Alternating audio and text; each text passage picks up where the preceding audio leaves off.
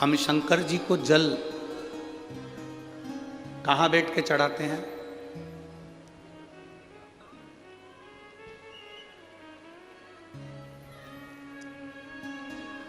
बोलो बोलो, जन्म के बोलो जरा। वैसे तो जो शिवलिंग होता है उस शिवलिंग के आसपास कहीं पर भी बैठ जाओ जहां से जल बहता है, बस उस स्थान को छोड़कर। पर विशेष जल चढ़ाने का स्थान कहां से बताया गया? उत्तर की ओर मुख कर हमें दक्षिण में बैठना है, उत्तर में मुख करना है। उत्तर की ओर भगवान शंकर की जलाधारी, जलाधारी से मतलब है जो शिव जी का चढ़ा हुआ पानी जो बहता है वो उत्तर की ओर जाता है। तो हम कहां बैठते हैं? बोलो बोलो जम के, दक्षिण की ओर।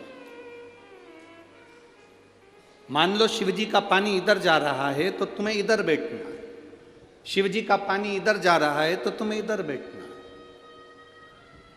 वैसे तो शंकर के शिवलिंग के आसपास कहीं पर भी बैठकर पूजन कर सकते हो, पर विशेष कोई कामना होती है, विशेष कोई मनोकामना है और आपका दुख जब कटता नहीं है, आप हार जाते हो, तब उस समय पर दक्षिण में बैठकर जहां उत्तर की ओर मुख कर कर भगवान देवाधिदेव महादेव को जल समर्पित किया जाता है। उत्तर दिशा में ऐसा क्या है कि शंकर जी का जल उत्तर की ओर जाता है? ये उत्तर और दक्षिण, ये दो दिशा तो हमारे यहाँ बड़ी विचित्र मानी जाती है। हमारे यहाँ सबसे अच्छी दिशा, कोई मकान भी लेता है तो कहता है पूरा पश्चिम का मकान होना चाहिए।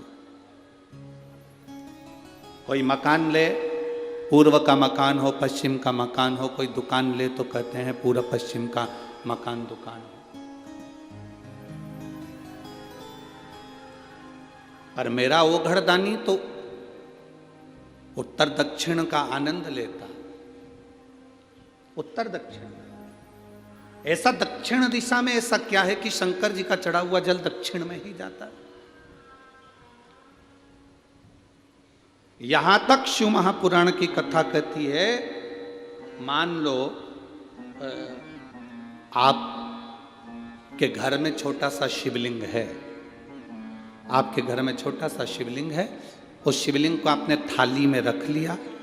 थाली में रखने के बाद में गूंज रहा है आवाज, थाली में रखने के बाद उस थाली में शिवलिंग को रख लिया, आपने उसको स्नान कराया। थाली में भी अगर शिवलिंग रख रहे हो तो उस शिवलिंग का जो दिशा है वो उत्तर की होना चाहिए। भले आप मंदिर में पूरा पश्चिम में बैठे हो, आपके घर का मंदिर तो पूरा पश्चिम में ही होगा। आपके घर का मंदिर कहाँ होगा? पूरा पश्चिम में। पर शिवलिंग की दिशा कहाँ रखना है?